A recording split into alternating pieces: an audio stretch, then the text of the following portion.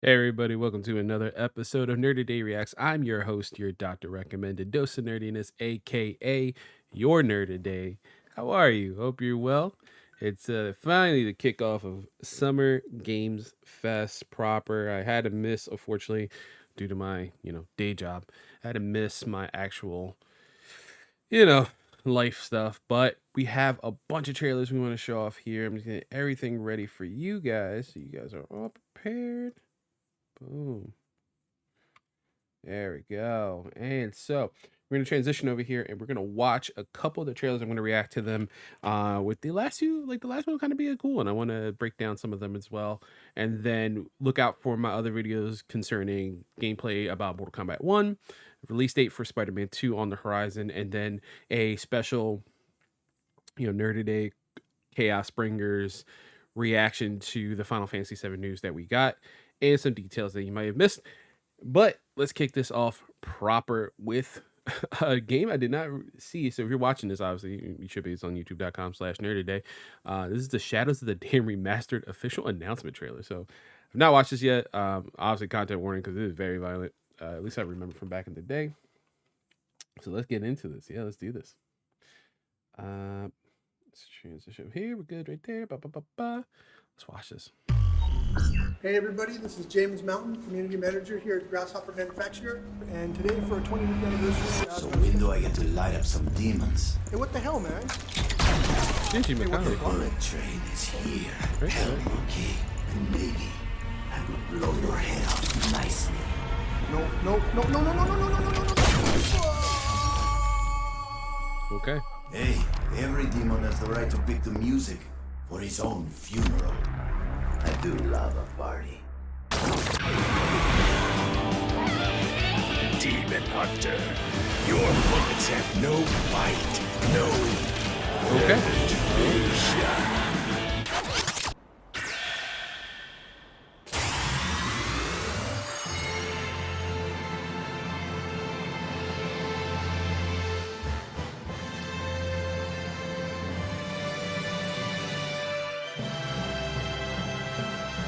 Well, that was certainly a trailer. Yeah. So I don't know if anybody Last actually. year we put together- No, Linus, come on, it's not your turn. Don't know if anyone remembers Shadow of the Dam from 360. And I said Shinji Mikami. It's Suda 51. I don't know if anyone remembers that. It was like a love story / craziness that is just Suda 51. Very edgy. Of course, you heard the voice of Stephen Blum, Spike Spiegel from Cowboy Bebop, Wolverine from the most recent like Wolverine media. Yeah, that was interesting. That doesn't look great. But you know, if that's a $40 game, $40 game, perfect. But the fact that it's being remastered, don't know. And next, we have an adaptation of Akira Toriyama's Sandland manga. It was a game.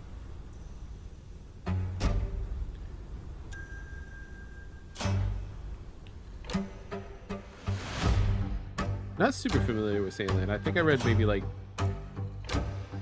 first 5 chapters, but I don't know why. I just didn't stick with it. I love Toriyama style though, man. It's just so cool. These designs are iconic, man. Like, especially robots.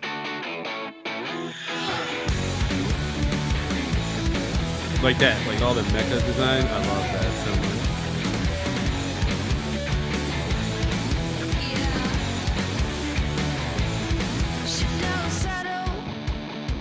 I remember like thinking it was very funny, like the very few volumes I did watch.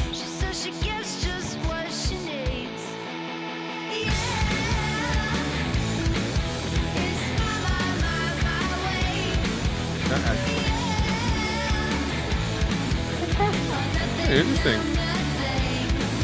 Dude, before we get into it, ちょっと運転させてくれよ。おやめなさい王子、こんな人間の機械。いいぞ。やってみるか。いいの oh, か？ Bandai, okay. So yeah, that's interesting. So we have that coming up for PS4, PS5. So, I would say just of course it's a debut trailer, announcement trailer. Some of the sand doesn't look great, but like the animals in it, like the monsters, the robots, the actual like line design in that like really captures the manga look very well. Looking forward to this. I should probably read. If you read Sandland, check it out in the comments. Let me know what you thought of Sandland. Doop, doop, biddy, doop. Next, we got Sonic Superstars. Very excited about this.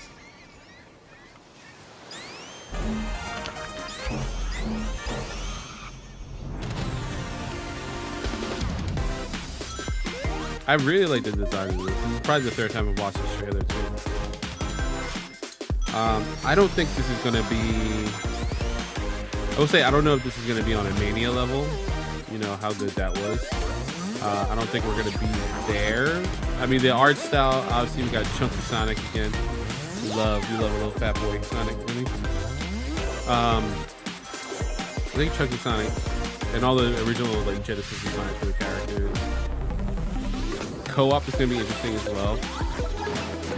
I haven't seen if anyone got any hands-on with this yet, but it's very interesting. It looks interesting to play. Seems like a 4-player co-op. I don't know if it's only local, if it's online and local. You know.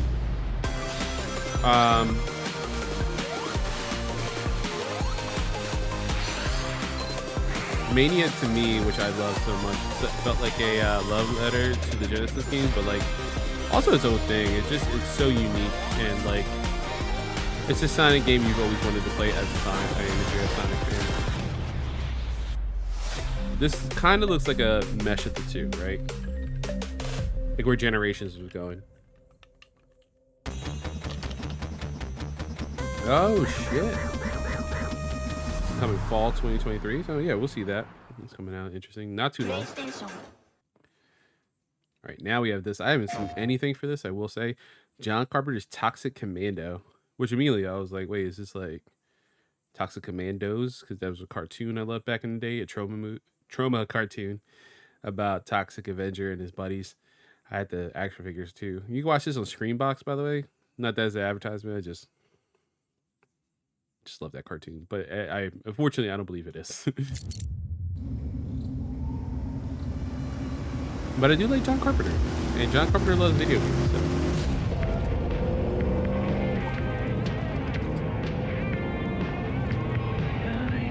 We gotta be ready.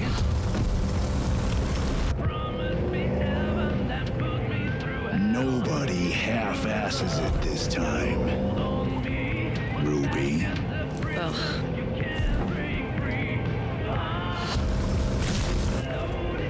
On my mark. 5, 4, 3, 2, 1. Shot through the heart, and you're to blame. You give love a bad name.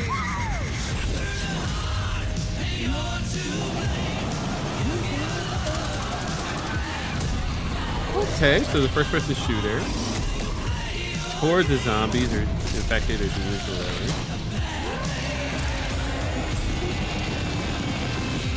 Under the co-op. Here's this John Carpenter's answer to like Left 4 Dead versus a single player game.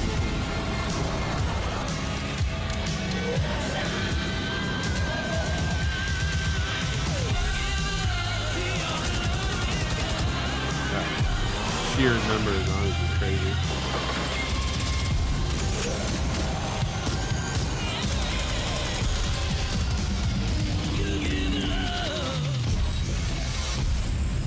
Okay, coming out next year. Interesting. Visually, okay, but the what we have there seems pretty cool. This is the one I've been waiting for. I wanted to talk about this one for a minute. Okay, so we got the Return of Prince of Persia, and not the remake / remaster that we're supposed to get, Sands of Time. No, this is a brand new original Prince of Persia game, 2D Metroidvania style. Come on, let's go. A visually accurate Prince of Persia as well. Come on. finally get some melanin in the series.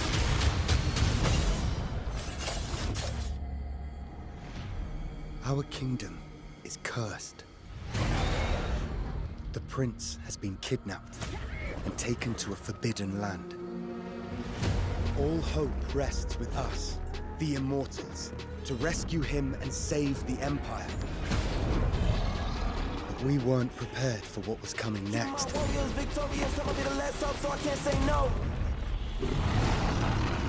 Then again, they weren't prepared for me.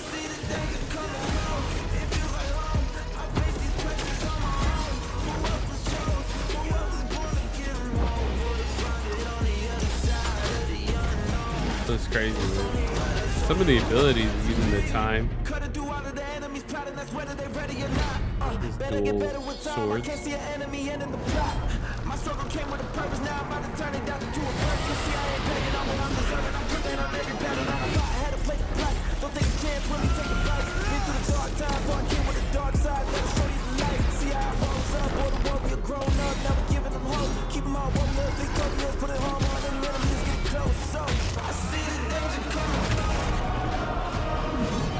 In these times of darkness, hope is the only thing that keeps us fighting.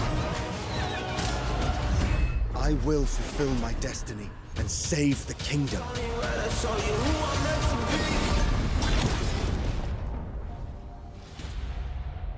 January 18th. I didn't even see the date for that. That looks so interesting. This looks so good. And this is kind of what I would have ended it on. Because like when you watch, like I'm a big Prince of Persia fan. I don't know if you guys know that. I've been a fan since Sands of Time. And then I played a lot of the very original, because I think it was like re-released a couple times, or it's in Sands of Time. You unlock it. That trilogy is really near and dear to my heart. The movie, take it or leave it. I was actually one of the people like who were bummed when Assassin's Creed got announced, and it wasn't anything related to Prince of Persia at all. Like I was really bummed that we were continuing the series in some kind of like side event with Assassin's Creed. And now I think always the thought was there that we were gonna get some kind of proper Prince of Persia again. Now, mind you, there was one on 360, PS3 era, with I believe Nolan North voice acting in it. And that game, I'm not gonna lie, I really enjoyed it. I don't think it got like a lot of amazing press at the time, just because it wasn't the character we were introduced in Sands of Time, Warrior Thin, and things like that.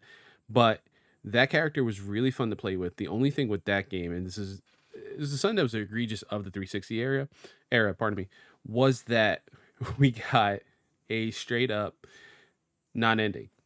Like if you wanted the actual ending, now the true ending, not like, hey, this is a fun side ending, what could be, buy the DLC. No. The actual true ending of the game came through the form of a DLC.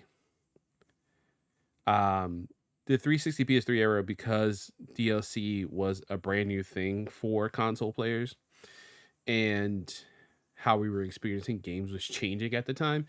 That was one of those things that was very hit or miss. Like it was trial and error for a lot of companies. Ubisoft struggled, EA struggled till most recently, honestly. Bethesda struggled, Horse Armor. I'll clearly remember Horse Armor for not Skyrim, but not Morrowind, Oblivion. When that launched, and the price for that, and everyone kind of freaking out. And then some companies kind of understood what they were doing and what you can offer with DLC and what the price point should be. DLC also became like a pay to win thing for a lot of things, as you can clearly remember, as most recent as like the PS4 era with like Star Wars Battlefront. That's why I mentioned EA, like they just learned it.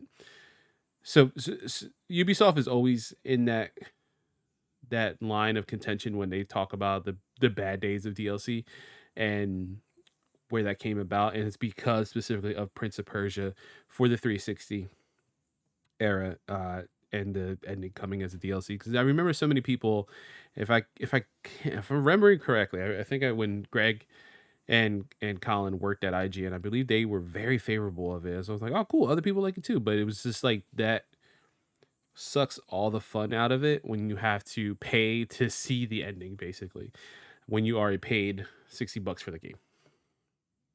Very egregious, very like nonchalant. And not to mention that it's like, oh, hey, there's story content. I guess, because I'm also complaining and I'm thinking about how much I loved Mortal Kombat Aftermath 11, Aftermath, which was basically the true ending of, Mortal Kombat. But you don't really, especially with Mortal Kombat 1 now, you don't need to know that Shang Tsung came back and, he looked like the dude from Mortal Kombat movie and, Fujin was with him and all that. You just know that Liu Kang, Fire God Liu Kang defeated, spoilers, by the way, if you haven't beat that game, defeated Kronika and is now going to remake the universe. So there is that hit or miss, right? Yeah, I guess I'm complaining about something back in the day, which I'm also like, I gladly paid $30 for this. I mean, there's characters and stuff, but I kind of see the backwardness of me saying that. But this looks good, man. The prince looks cool. I love the art style. I love how I don't want to say cartoonish, but like very like I don't know, open just to interpretation, like how colorful everything is. I love the braids and the dreads on our new Prince of Persia protagonist here. I love his two swords. I love the return to 2D here. It's been a long time coming. I'm sure there's some like 3DS games or something like that, or DS and GBA games that played this way, but like this is really cool. It looks like a modern interpretation of like both eras of Prince of Persia, like Sands of Time, War Within, and the originals being 2D and stuff. Because you got like the wall running and stuff and some puzzle elements, I'm sure. And they described this as a Metroidvania as well, which you kind of see. So this is going to be really fun to play. It's going to be interesting, especially with some of the time mechanics that we get to play here. But man, I'm excited. Um, like I said, I got 2 more videos we're gonna release on the channel. One about Mortal Kombat 1, and then another Witch's Cross, or Today Cross, Chaos Bringers. I mean, it's just gonna be me, but I'm just saying, Chaos Bringers. Watch episode 0 right now on the channel, or in your audio platform if you want to listen to it. But till then, you'll see those videos very shortly. I'm going to just keep thinking about Prince of Persia because this looks awesome. And then until I see you next time, which should be in a minute or two. Catch you the next time. Bye.